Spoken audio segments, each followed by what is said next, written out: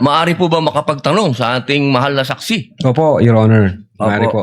Ang una ko pong katanungan sana ay taga saan po kayo na lugar, na probinsya? Tacloban, sir. Tacloban. Tacloban City, Opo. sir. Kayo po ngayon ay Regional Director ng NBI sa BARM. Yes, sir. Opo. Yun po ba ay isang promosyon para sa inyo na madala sa BARM? Dahil totoo po ba na kayo ang tinatawag na Golden Boy ngayon sa NBI? I cannot comment on that po, Your Honor. Kasi po ang Nasa BARM po ako. Wala ho ako ngayon sa Opo. main office, sir. promotion po ba yon? Yung napunta kayo sa BARM? Balita ko po kasi ilang beses na kayo na-promote sa NBI. 12 years na po kayo, no? Sa NBI. Yes, sir. Opo. Ilang beses na po kayo na-promote?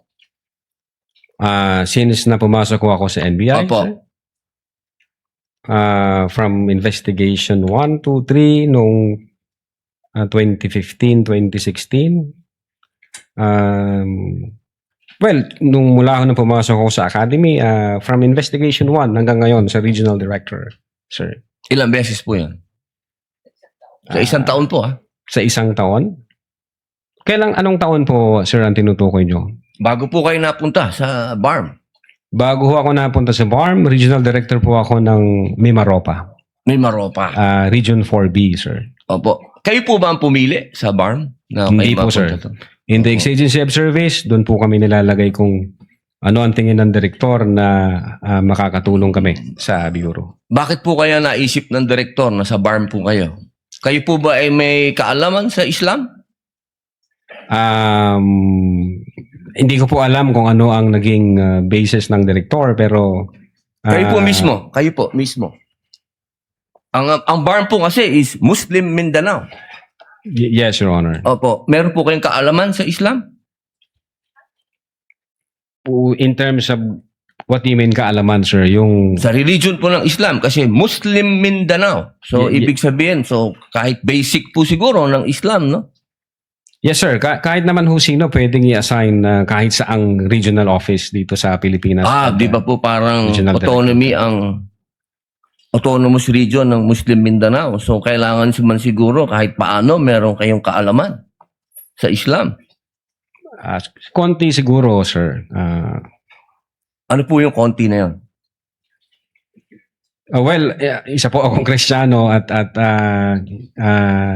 hindi ko ho malalaman yung kabuuan nung Siguro po dapat meron kayong basic din na knowledge ng Islam, ano? So, pangalawang tanong po, okay na po yun. Pangalawang tanong po, meron po ba kayong, sa tagal nyo po, sa NBI, 12 years, meron po ba kayong na-encounter na kaso ninyo sa NBI? Kayo po mismo na-filean ng kaso? Your Honor, normal ho sa mga NBI agents na makakasuhan, in fact, maging sa sinumang law enforcement agency, that's the price we pay for doing our job and for protecting the country. As a matter of fact, in the NBI, Your Honor, we avoid the noise. We just finish the job. So, sir. ano po yan? Yes? Yes po yan? Yung sagot nyo? Yes? Normal ho yan yun sa amin. So, yes po. Attorney Loto, kindly answer the question. Yes, sir. Oh, yes. Ano pong, pwede po bang malaman kung ano pong mga naikaso sa inyo? Well, wala ho pa akong natanggap na official case galing sa ombudsman, pero may nakita na ho akong complaint na binigay sa akin from NBI. Hindi ko na humaalala yung sa case na yan. Pero nung chinek po namin yung case na yan, Your Honor, sabi ko doon sa mga kasama ko, tingnan nyo nga yung validity at authenticity ng case na to. Pinuntahan ho namin yung nagnotaryo. I think So, meron Makati po, ano? Court yun. Oh. Yung Makati Court, nag-issue ho ng certification na fake yung notary. Diyan sa reklamo na yan. So sabi ko, huwag nyo nang pansinin, marami tayong trabaho. Kung fake yung notaryo na yan, mere scrap of paper yan. Huwag na nating pansinin. Although, nag-aantay po ako, Your Honor, na mag-notify sa akin ng OMB kasi sasagutin po namin na eto ho ang nakalap namin, may dalawang Chinese na nagreklamo. Chinek ho namin doon sa BI, yung dalawang Chinese na yan, I think, 9 months nang overstay at pinaghahanap din ng Ano pong kaso po Bureau of yung Immigration. ipinatong sa inyo? Anong kaso? Hindi ko maalala, Your Honor. Meron may mga kaso ho doon na nakalagay. Pero again, sabi Wala ko po nga, kayong isa kahit maalala na ipinatong sa inyo?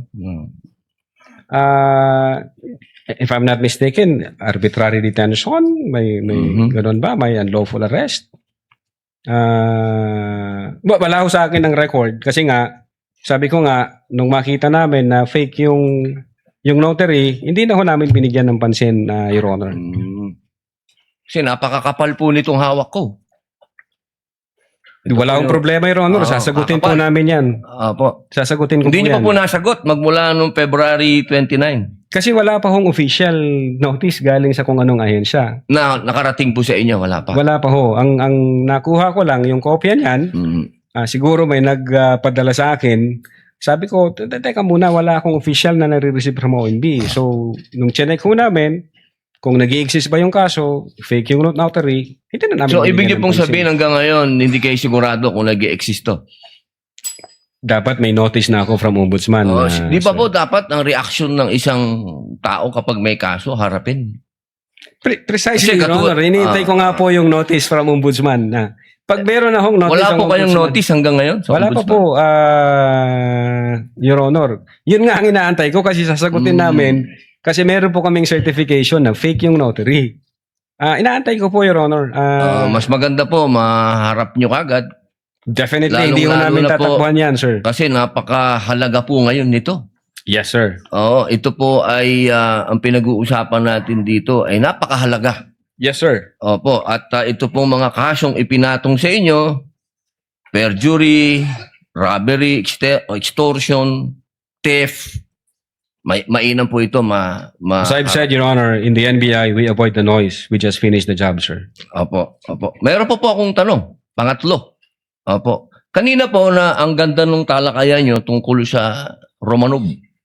Yes, sir. Opo. Alam niyo po ba yung istorya ng Romanov? At ang gaganda po ng mga sagutan ninyo, alam niyo po ba yung historical background ng Romanov? Ang alam ko lang po dyan, Your Honor, yun yung nangyari sa, I think, Tsar, kung hindi ako nagkakamali sa Russia. Sa Russia. Opo. Opo. Sino po ba yung nakakalaban ng Tsar? Again, hindi ko po maalala, hindi ko po nakita yung buong... Yun. Kasi napakahalaga po malaman ng taong bayan kung sino po ang tinatawag natin na Romanov at Yes, sino yung nakalaban nila. Kasi po, katabi ko ang isa sa Marcos family. Yes, sir. Alam naman po natin lahat, batid natin lahat, na si Apo Lakay, Ferdinand Marcos Sr., ang number 1 na lumaban sa komunista dito sa Pilipinas.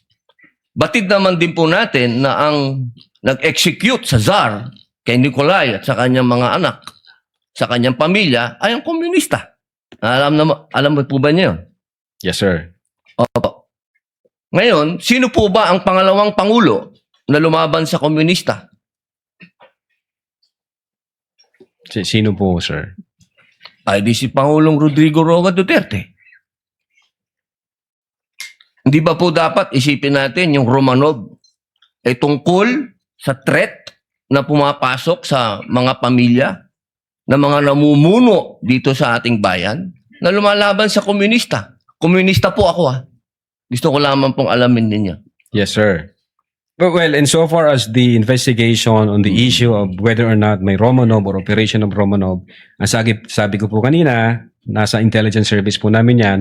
At I think ang makakasagot po niyan, Your Honor, yung director po namin. Opo, kasi nabanggit nyo kanina sa usapan po ninyo si Baste.